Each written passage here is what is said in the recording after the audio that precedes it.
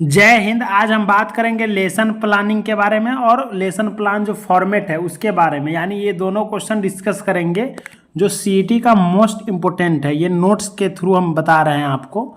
देखिए, a lesson plan is a teaching outline of the important points, यानी कि जो लेसन प्लान है क्या है, होता है एक टीचिंग आउटलाइन होती है। यानी कि कोई भी टीचर पढ़ाने से पहले कुछ प्लानिंग करते होंगे तभी पढ़ाते हैं, तो वही एक टीचिंग आउटलाइन है ऑफ द इम्पोर्टेंट पॉइंट्स, जो कि इम्पोर्टेंट पॉइंट्स होते हैं उसके लिए, of lesson arranged in which they are to be presented. जो भी लेसन पर उनको प्रेजेंट करना है उसके लिए जो इम्पोर्टेंट पॉइंट उसमें से है कुछ, तो उसको उसका प्लान करते हैं, प्लान प्रिपेयर करते हैं प्रेजेंट करने के लिए। इट में include objectives points to be made, question to be ask, references to materials and assignments ETC. यानी कि जब जो लेसन प्लानिंग करते हैं तो उसमें क्या क्या इंक्लूड, जैसे कुछ ऑब्जेक्टिव्स रहते हैं, यानी कि जो भी उनको पढ़ाना होता है, जो भी बताना होता है, जो भी इम्पोर्टेंट पॉइंट्स रहते हैं उसको लिखते हैं, और क्वेश्चन भी एराइज होने वाले जो उससे रिलेटेड है वो भी पूछते हैं, यानी कि जो पढ़ाने के दौरान ही उसको जो क्वेश्चन बनता है उसमें से वो पूछा जाता है। एंड जो भी असाइनमेंट्स वगैरह है वो प्रोवाइड की जाती है, किसको, जो स्टूडेंट्स है उसको। ये कार्टर के अकॉर्डिंग है definition. Then daily lesson planning involves defining the objectives, selecting and arranging the subject matter and determining the method of procedure। Same as definition same है, लेसन प्लानिंग भी इन्वॉल्व करता है किसके लिए, डिफाइनिंग, जैसे objective, selecting and arranging the subject matter, यानी कि सभी सब्जेक्ट का अलग अलग क्या होता है, अरेंजमेंट होता है, and determining the method of procedure. ये क्या है, बिनिंग के अकॉर्डिंग ये डेफिनेशन है। Then function of lesson plan, lesson plan का क्या क्या फंक्शन है वो जान लीजिए। देखिए, lesson planning helps for adequate and appropriate use of resources in an efficient way. यानी कि लेसन प्लानिंग जो है हेल्प मदद करता है for adequate and appropriate use of resources in an efficient way. जो भी इफिशियंट वे है उसमें मदद करता है, यानी कि हमें पढ़ाने में सहूलियत होती है। कोई भी लेसन प्लान अगर फॉर्मेट आप तैयार करते हैं तो उसके थ्रू आप इजीली गाइड कर सकते हैं अपने क्लास को, अपने बच्चे को। Then it helps the teacher delimit the teaching. Then it क्या है, it ensure a definite objectives for the day's work and clear visualization of that objective। Same वही बात है। then lesson plan directs the teaching learning procedure in the right direction। Lesson plan से हमें क्या मिलता है, जब हम डायरेक्ट टीचिंग करते हैं तो वो एक डायरेक्शन हमको दिशा दिखाता है कि पहले इंट्रोडक्शन पढ़ाना है, देन डेफिनेशन, देन उसका ऑब्जेक्टिव्स, पर्पस, तो ये सारे कुछ। then helps review the subject matter and gives up to date knowledge। वही जो भी नॉलेज है सब्जेक्ट के अकॉर्डिंग, यानी कि लेसन प्लान फॉर्मेट से मेनली जो ये जो फॉर्मेट है उसका पता चलता है। देन क्या पढ़ाना है उसका फॉर्मेट। अगर आप डायरेक्ट कोई भी चीज़ पढ़ रहे हैं और उल्टा पुल्टा पढ़ेंगे तो वो जल्दी समझ में नहीं आएगा, इसलिए सिस्टमेटिक पढ़ेंगे तो वो समझ में ज़्यादा जल्दी आता है। Then when it is planned well, a student interest can be maintained, और it provides guidelines for the teacher about classroom instruction। यानी कि जब आप पढ़ा रहे हैं उस समय जो भी गाइडलाइंस है वो भी बताना ज़रूरी होता है। उसके बाद स्टूडेंट को भी क्या मेंटेन रखना है, अपना डिसिप्लिन, एटिकेट्स फॉलो करना है, फिर उसके साथ साथ समझना है और क्लास अटेंड करना है। देन जो इम्पोर्टेंस है या सिग्निफिकेंस बोले लेसन प्लान का, उसके बारे में हम जानते हैं। देखिए, it helps in achieving the definite क्या ऑब्जेक्टिव्स। देन उसके बाद इन अ टीचिंग एजुकेशन, यानी कि ऑब्जेक्टिव्स यानी पर्पस, वही है कि हमको जो भी मेन पर्पस है, उद्देश्य पढ़ाने का, उस टॉपिक का क्या उद्देश्य है उसके बारे में मदद करता है। It In a teaching education program, the lesson plan provides guidelines to student and teacher during their teaching learning practice। यानी टीचिंग लर्निंग प्रैक्टिस के दौरान जो भी गाइडलाइंस है, जो भी प्रोग्राम कर रहा है एजुकेशन का, देन उसमें मदद करता है ये format. Then it helps in achieving the definite objectives. Same it makes teaching systematic, orderly and economically, systematic और इकोनॉमिकली। देन इट प्रिपेयर्स क्या pivotal question and illustration. It enables the teacher evaluate his work as the lesson proceeds, and it helps teacher overcome feelings of क्या nervousness and insecurity and gives them confidence to face to the class. यानी कि कुल मिलाकर के जब कोई teacher पढ़ा रहे होते हैं, अगर उसके पास कुछ नहीं होते हैं तो थोड़ा इनसिक्योरिटी फील होता है। उसी इनसिक्योरिटी को फील से दूर करने के लिए वो लेसन प्लान अगर उसके पास फॉर्मेट है तो वो एक बार में पूरा रिमाइंड कर सकता है एक बार देख करके, तो उसमें भी मदद करता है। It links new knowledge with previous knowledge acquired by a student, यानी कि जो भी प्रीवियस नॉलेज स्टूडेंट एक्वायर्ड किया है उसको उसके अलावा जो न्यू नॉलेज प्रोवाइड किया जाता है उसके बारे में समझाना बच्चों को। Then it also helps the teacher plan the teaching and learning process for the availability and accessibility to resources materials.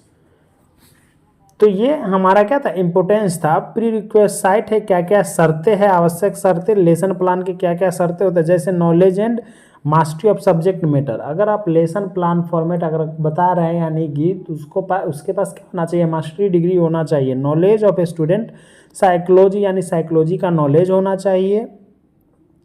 Then knowledge of method and techniques, उसके मेथड और टेक्निक्स पता होना चाहिए। देन नॉलेज ऑफ एम्स, उसका aims पता होना चाहिए। Knowledge of about the student interest traits and abilities, यानी कि बच्चों को किस चीज़ में ज़्यादा रुचि है उसके बारे में पता होना चाहिए। Then teachers competence and selection and organisation of subject matter, और उस सब्जेक्ट मैटर के बारे में भी ज़्यादा जानकारी होना चाहिए। Then essential characteristics of a good lesson plan, एक गुड लेसन प्लान का क्या क्या इसेंशियल कैरेक्टरिस्टिक्स है उसके बारे में जानते, जैसे clearly retain.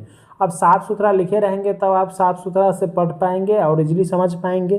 Then definite aim and objectives होना चाहिए, जो भी एम्स और ऑब्जेक्टिव्स है वो क्लियर होना चाहिए।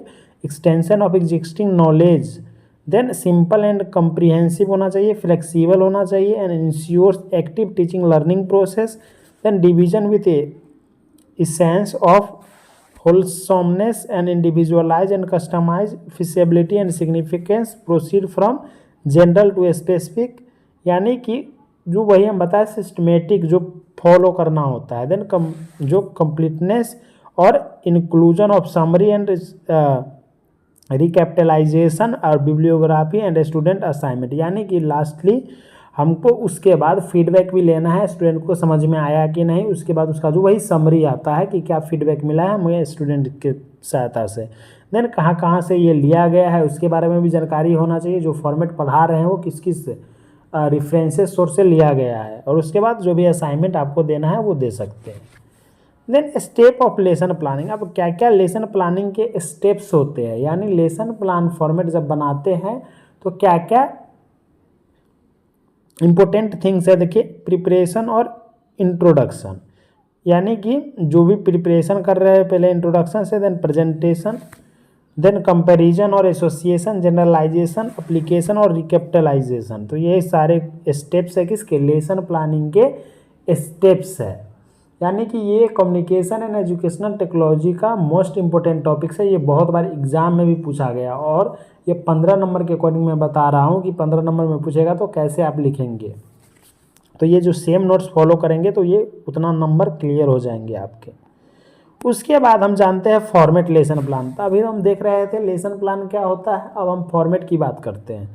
देखिए लेसन प्लान फॉर्मेट क्या है, कवर पेज होता है एक, तो पहले जब फॉर्मेट तैयार करते हैं तो क्या एक कवर पेज होता है, कवर पेज के बाद एक फर्स्ट पेज होता है, यानी जो एक तो पहले ऊपर का कवर हो गया। कवर पेज में क्या होता है, this page must introduce topic of lesson, यानी उस लेसन के टॉपिक के बारे में लिखा होना रहता है उसमें।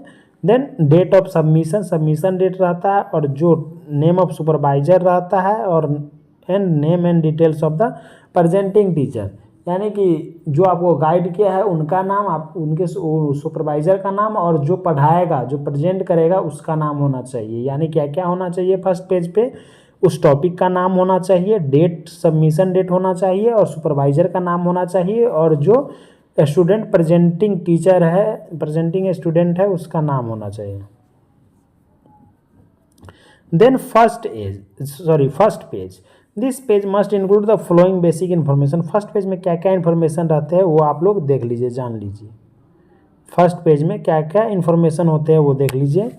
देखिए फर्स्ट पेज में होता है this page must include the following basic information. पहला सब्जेक्ट होता है जो कम्युनिकेशन एंड एजुकेशनल टेक्नोलॉजी है वो है।